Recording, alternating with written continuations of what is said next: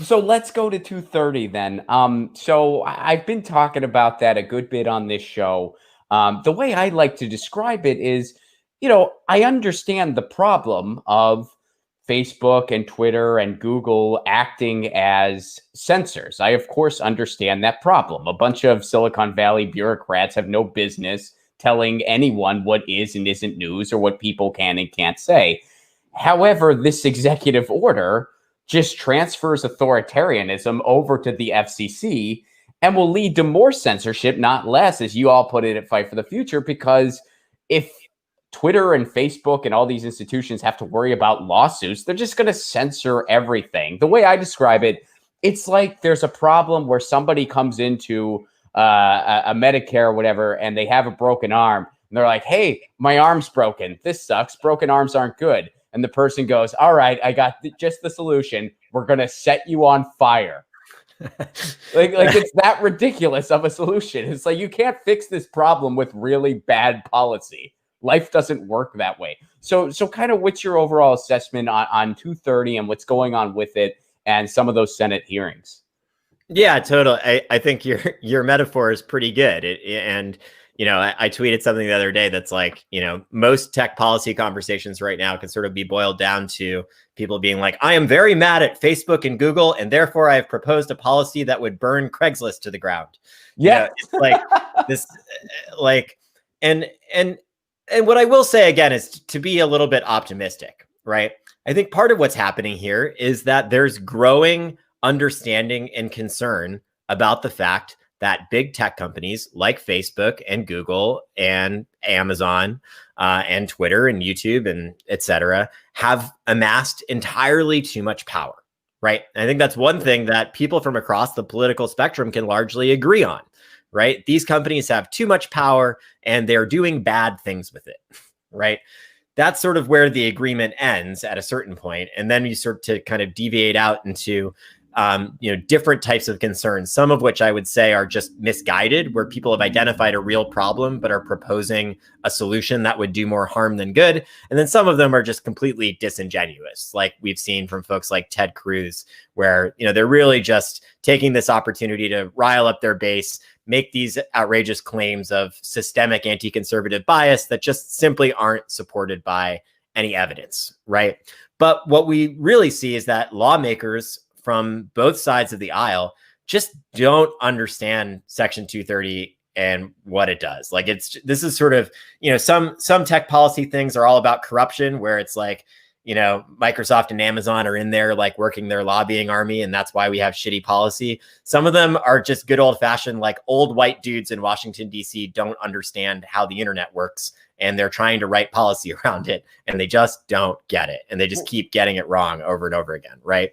In this case, it's sort of a combination of both, right? So we have Democrats basically arguing that big tech companies don't moderate enough, right? And arguing that they should be moderating more, particularly around things like hate speech and disinformation. We can have, we could spend a whole other hour on whether it's a good idea or not to argue for more moderation. There's valid arguments on all sides. But what everyone should understand is that if you revoke or blow up Section 230, you're actually making it harder for platforms to moderate, right? Because Section 230 not only protects platforms from getting sued for the content that their users host, it also prevents them from getting sued for the moderation decisions that they make. So if I run Evan Greer's website and I decide no one may post the word banana on my website, that's my rule. I can't get sued by like the banana company for censoring bananas on my website because I have a right to do so. And so if you are someone who is concerned, thinks that platforms should be moderating more, blowing up 230 would actually make that even harder, because then what you get is a situation where like an individual Reddit moderator could get sued for an individual moderation decision that they made. An individual volunteer Wikipedia editor could get sued for an edit that they make in good faith, right? So that's the kind of the critiques from the left, or the concerns from the left, that Section 230 is not addressing. Then for folks on the right and broader folks who are concerned about the actual censorship that these companies engage in, and the fact that they do have entirely too much control over speech and access to information and access to audiences.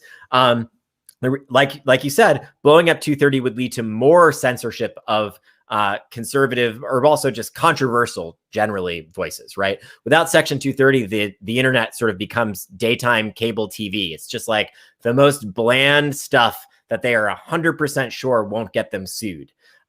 So it's important to think about what that would not include, right? There's no way in a world without Section 230 that we would see viral videos of police violence. No platform would be willing to host that if they knew that they could get sued by the Fraternal Order for Police for every time that they host a video of police violence that then leads to protests, for example. There's no way that you'd be able to go on Twitter and say, my boss is an asshole, or my landlord is, exploitative jerk, in a world without Section 230. It is the law that allows us to post controversial opinions. And some people think that's a bad thing, and that's why they want to get rid of it. But again, getting rid of 230 wouldn't prevent that either. It would just create a world where basically, the internet as we know it right now would not be able to exist. And basically it would make all the bad parts of the internet worse and all the good parts of the internet would go away. That's kind of my quickest summary on 230. So where is it at right now? I mean, I know we've been having these hearings, and it's darkly comical. When you read the summaries of these hearings, they'll have a quote.